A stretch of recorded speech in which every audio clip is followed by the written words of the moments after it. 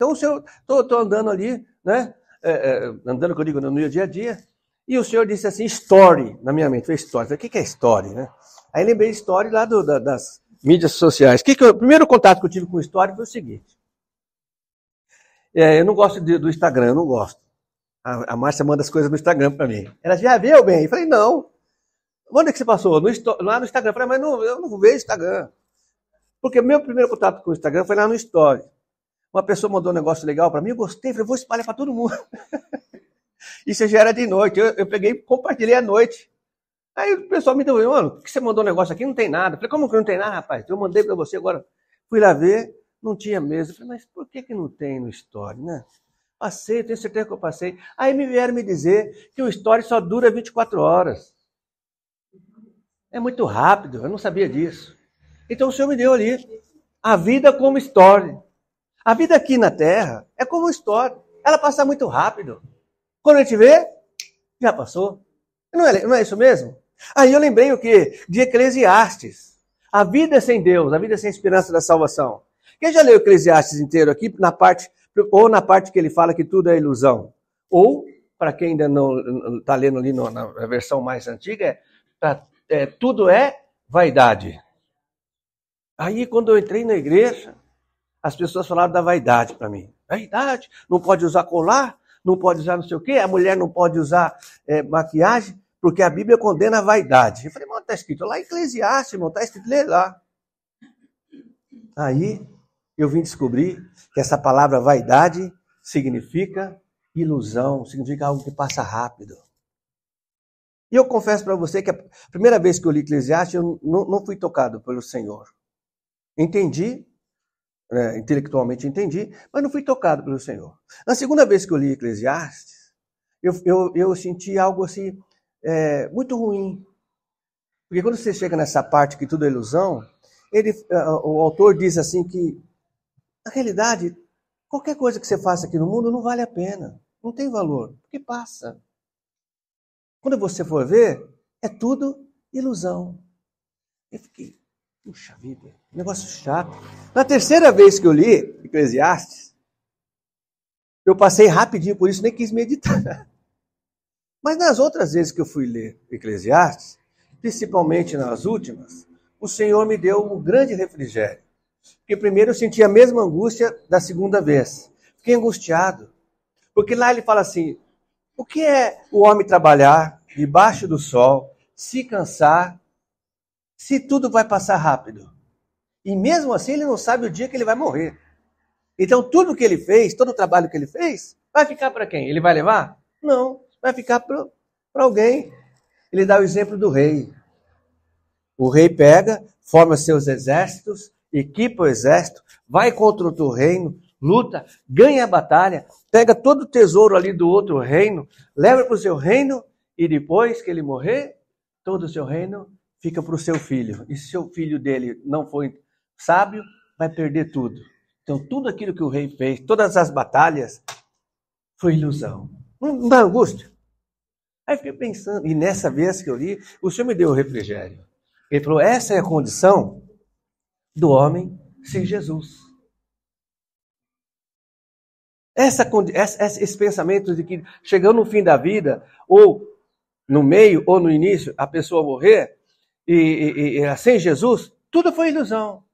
Tem ela feito alguma coisa, ou não tem feito. Tudo foi em vão. Porque ela vai para um lugar de escuridão, sem conhecimento e principalmente sem Deus. Mas para o cristão, quando ele termina os dias dele na terra, não acabou.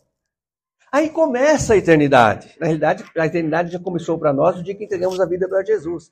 Mas nós não precisamos ficar angustiados, porque para nós, a nossa vida não é mais ilusão. A nossa vida agora é uma realidade em Cristo Jesus. Aí eu falei, puxa, que bacana. Aí eu posso ler Eclesiastes tranquilo agora, que eu não fico mais angustiado, porque essa é a nossa condição. Tudo que nós fazemos, a Bíblia diz, tudo que você faz, faça para a glória de Deus. E tudo que nós fazemos, na realidade, é para a glória de Deus, porque um dia nós estaremos na glória junto com o nosso Criador. Então eu separei alguns versículos para você ver como que é verdade mesmo. Né? Como é breve o tempo aqui na terra, seja o que for, seja quem for.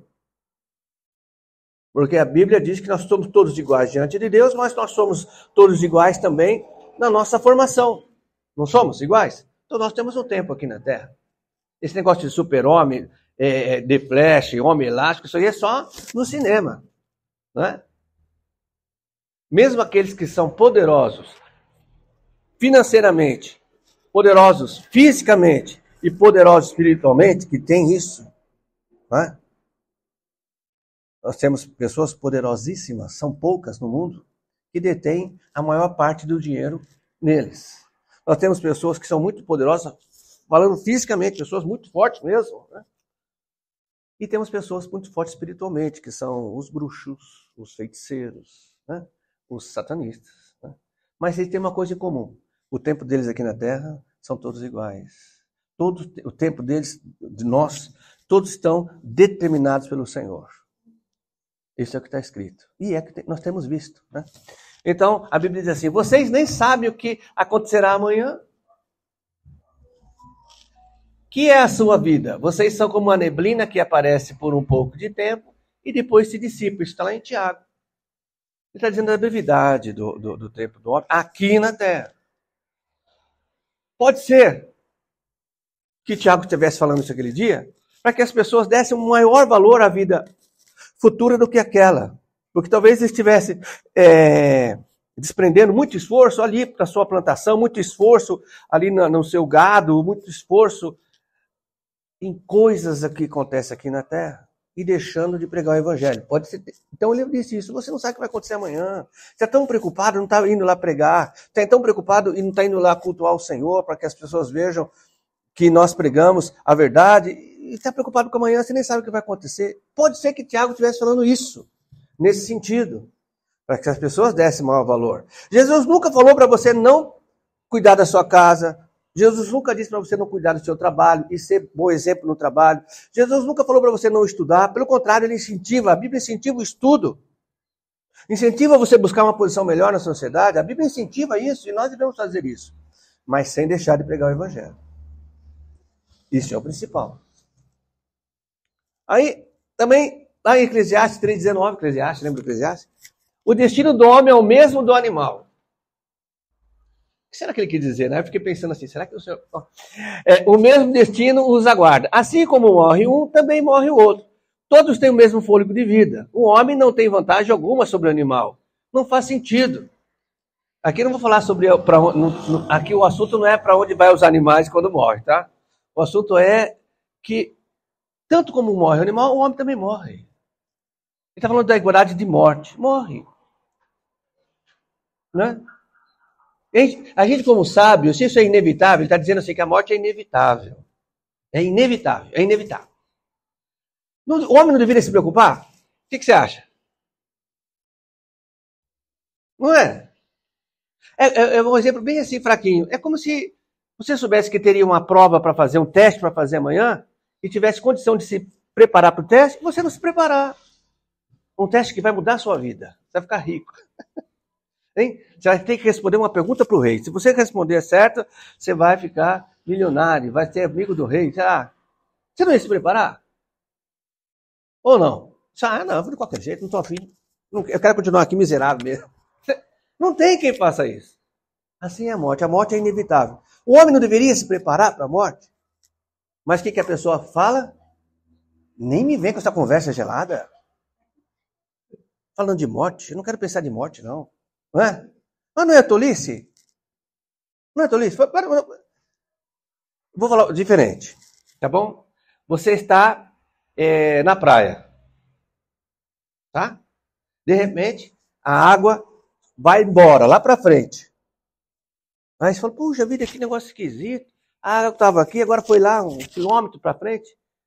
Acho que é bonito, vou ver os peixinhos lá. Aí uma pessoa fala, não, isso é um sinal de tsunami. Você tem que sair daqui correndo. É interessante para você saber essa informação ou não? Que vai vir um tsunami. Todo mundo sabe o que é tsunami aqui, né? É aquela onda gigante. Então, assim vai acontecer.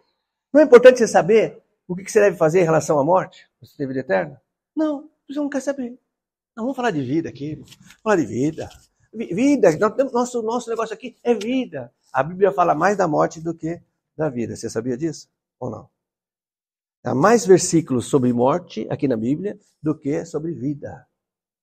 Porque o Senhor está chacoalhando o homem para que ele acorde, para que alcance, tome posse da vida eterna que Jesus já deixou disponível. Mas a igreja que está calada. O homem já não está preocupado, porque o homem quer saber de vida, né? Mas faz o teste. Pergunta, chega para o seu amigo, no grupo, e fala assim, eu gostaria de abordar 2 assuntos, você pode escolher um. Eu quero falar sobre vida e morte. Qual que vocês querem que eu fale? O que você acha que eles vão escolher? Vida. Ninguém quer saber. Isso é uma verdade. E a Bíblia diz que a vida aqui na Terra é muito rápida. Lembrou-se de quem eram meros mortais, brisa passageira que não retorna. Aqui é um ensinamento. Aqui é um ensinamento contra o espiritismo. Olha lá, ó. A vida é passageira e não retorna. Não retorna aqui. Não tem retorno. Como o Espírita diz, que a pessoa morre e volta, morre e volta, morre e volta, morre e volta, até ficar uma pessoa boazinha. E depois morre. Então não adiantou. Mostra-me, Senhor, o fim da minha vida e o número dos meus dias, para que eu saiba quão frágil sou. Isso foi um pedido do salmista. Você acha que Deus atendeu ele ou não? Eu acredito que não. Mas aqui é uma revelação que os nossos dias têm um número. Por que Deus não mostra o dia para nós? Você vai viver 100 dias, 2. Por quê? Para nos poupar. Né? Imagina o desespero. Você vai viver 1 milhão de dias. Quando chegar lá, de último dia, você meu Deus do céu, como eu vivi pouco. Agora, vai ser agora, vai ser. Então, para nos poupar, né? Salvo casos extremos. Moisés foi um caso extremo. Moisés sobe no monte e você não vai entrar na terra prometida. A terra prometida estava ali, ó. Talvez meio-dia de caminhada. Ele disse para Moisés, Moisés, você não vai ver, sobe que eu vou te recolher. Para Moisés ele falou, mas pouco antes. Né? Tá bom? O homem é como um sopro, seus dias são como uma sombra passageira. Esses versículos, irmãos, não podem causar angústia em nós. Porque nós sabemos para onde vamos. Amém ou não? Glória a Deus. Lembra-te, ó Deus, de que minha vida não passa de um sopro. Meus joelhos jamais tornarão a ver a felicidade. Aqui Jó estava falando, aqui são duas coisas. Primeiro, a verdade é que a vida não passa de um sopro. E Jó estava ali angustiado, por isso que você tem que entender. Lembra que eu falei que você tem que saber o contexto que tá? Jó disse que eu nunca mais vou ver a felicidade. Isso aconteceu com Jó? Não mais, ele viu uma felicidade muito maior do que aquela que ele tinha, não é? Mas ele estava aqui na segunda parte do versículo, ele estava se abrindo com Deus. Esse é o que eu estou sentindo agora, Senhor. Eu sei que minha vida é breve, mas sei que agora nunca mais vou ver felicidade. Olha como é o meu estado, né? Então nós temos que entender o que Jó estava falando. Porque se você não entender, você vai falar assim, que quem morre nunca mais vai ver felicidade. E não é. Quem morre em Cristo começa a eternidade feliz. Agora, pode ser que Jó estivesse ensinando aqui o quê? Aquela condição dele ali, Jesus já havia pago o preço? Em Jó? Em Jó não. Então pode ser que ele estivesse falando ali da terra dos mortos.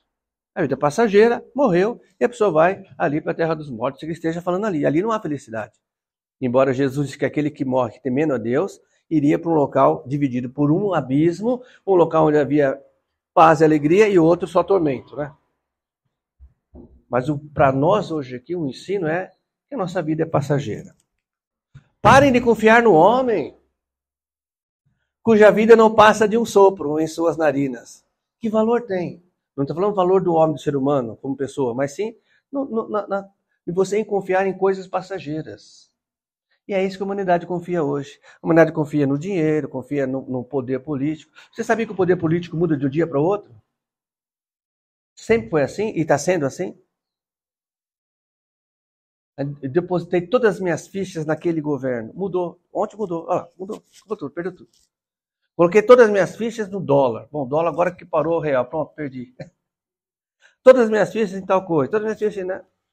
Não, as minhas fichas, toda a minha confiança está depositada no Senhor. Ele me dirige o que eu vou fazer aqui na terra. bem-sucedido.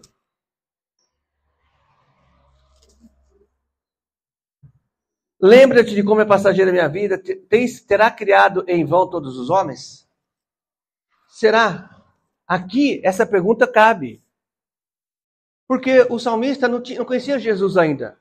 Ele viu que tudo aqui... Ele falou, será que o Senhor criou o homem em vão, Senhor? Quando é que foi respondido para ele essa pergunta? Hã? Quando Jesus pregou para os mortos, porque ele não viu, né? Quando Jesus pregou para os mortos, ele falou, você que me fez essa pergunta, valeu a pena eu ter criado você? Se você receber como único Senhor e Salvador, valeu a pena. Ele disse que ele já gritou, eu aceito. Então, essa pergunta está respondida. Mas sem Jesus, valia a pena? Não. Por tudo aquilo que você já ouviu. O homem batalhava e tal, quando chegava no fim, morria. Não tinha esperança. Mas em Cristo Jesus, é a eternidade, né? Era isso que Israel tinha que fazer. Ela tinha que ter pregado isso, mas ela guardou Deus só para ela, né? E os outros povos guerreando contra Israel. Deste aos meus dias cumprimento de um palmo. E a duração da minha vida é nada diante de ti. De fato, o homem não passa de um sopro. Mais uma vez aqui, o salmista, ele falando da brevidade da vida, né? Diante de um palmo. Palmo é uma medida, acho que é a menor medida em Israel, né? Palmo. Puxa, como é? Para dar a ideia e a compreensão de que é um tempo muito rápido. Agora, lá em João 13, 34, está escrito assim, ó, um novo mandamento dou a vocês. Amem-se uns aos outros como eu os amei. Vocês devem amar-se uns aos outros. Com isso, todos saberão que vocês são meus discípulos se vocês se amarem uns aos outros. Você pode falar bonito. Você pode conhecer a Bíblia de Gênesis e Apocalipse. Você pode... O que mais que você pode? Você pode até ter o dom de cura. Você pode ter o dom... que mais? Qual o dom aí que você gosta? O dom de pregar bem. Todos esses dons que você tiver, com toda a capacitação que você tiver, se você não amar o teu próximo, ninguém vai dizer que você é cristão. Não é interessante você saber isso hoje? Você quer ser conhecido como cristão ou não? Você tem que do jeito, o Senhor me ajuda a mostrar que eu amo o meu próximo. É próximo, meu irmão? Você acha que é próximo? É só próximo ou são os irmãos que nós temos que amar uns aos outros aqui? Eu gostei da sequência. Irmãos e próximo. Irmão, você tem que demonstrar que ama. Próximo, você tem que pregar o evangelho. Porque a gente não é hipócrita. Eu não conheço fulano, como é que eu vou amar? Mas o meu irmão eu conheço. Eu tenho que amar. Tenho que amar o Irã, tenho que amar o Bruno, a Bruninha, a irmã Vera, o Carlos, o Maiara, o Gabriel, todos aqui. Lúcia, irmã Valdecir, irmão Johnny, irmã Maria, irmã Márcia, irmão Carlos. Eu tenho que amar, eu tenho que demonstrar. As pessoas que estão lá fora, tem que ver que a gente se ama. Aí fala, poxa, aquele ali é cristão. Agora, quando uma pessoa vê uma pessoa brigada e tal, pode falar o que você quiser. Você não é cristão, não. Ela pode não falar, mas a Bíblia diz que a pessoa não reconhece a gente como cristão. E não é exatamente isso que está faltando? O amor mesmo, entre nós cristãos. Não é no mundo, irmãos. Entre nós aqui. Cheio de mágoa. Nós somos um povo pequeno aqui dentro. Mas imagina as igrejas que tem muitos. É um olhando a roupa do outro, brigando, chateado, outro porque não deu paz, outro porque deu. É tudo.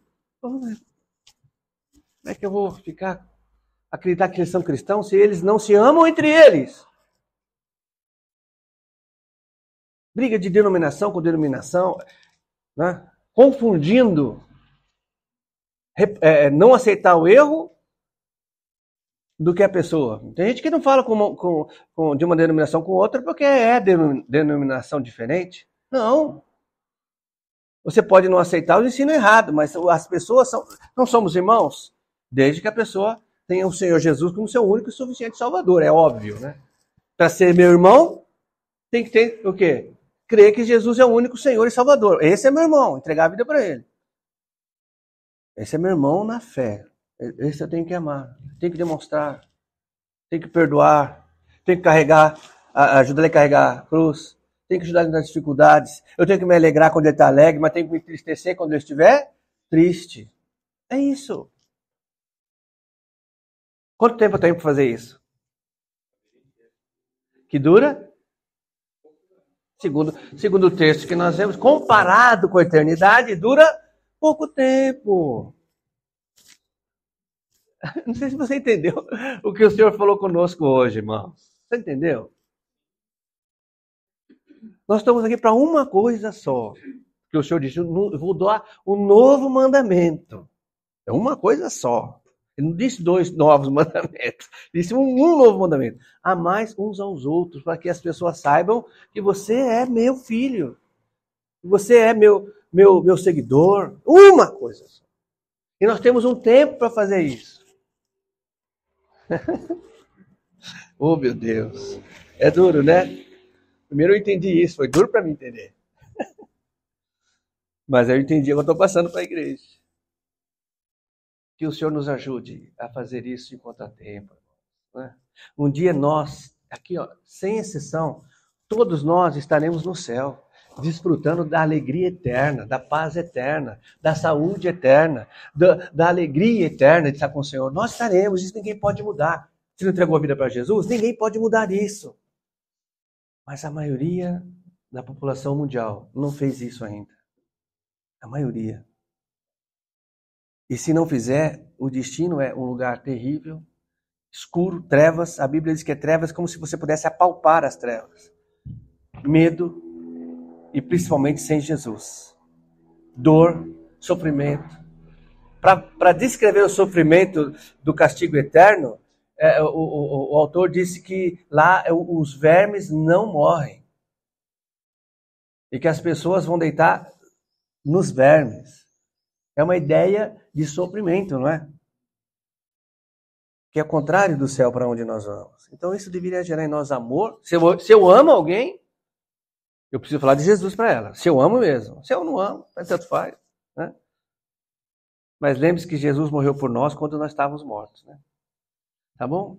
Que essa mensagem venha ficar no nosso coração, primeiro no meu e no seu coração. E que possamos falar de Jesus, a vida eterna. Sem se preocupar com teologia, sem se preocupar com teologia na pregação, sem se preocupar com escatologia, porque que adianta saber o futuro se eu não alcançar aqui a salvação hoje? Né? A arqueologia, enfim. Se eu não pregar o evangelho, nada tem valor. Por isso que a Bíblia diz também um dos ensinamentos, sem amor nada vale. Se eu não tiver o amor de Jesus, se eu não for salvo, nada vale. Porque aqui tudo é passageiro.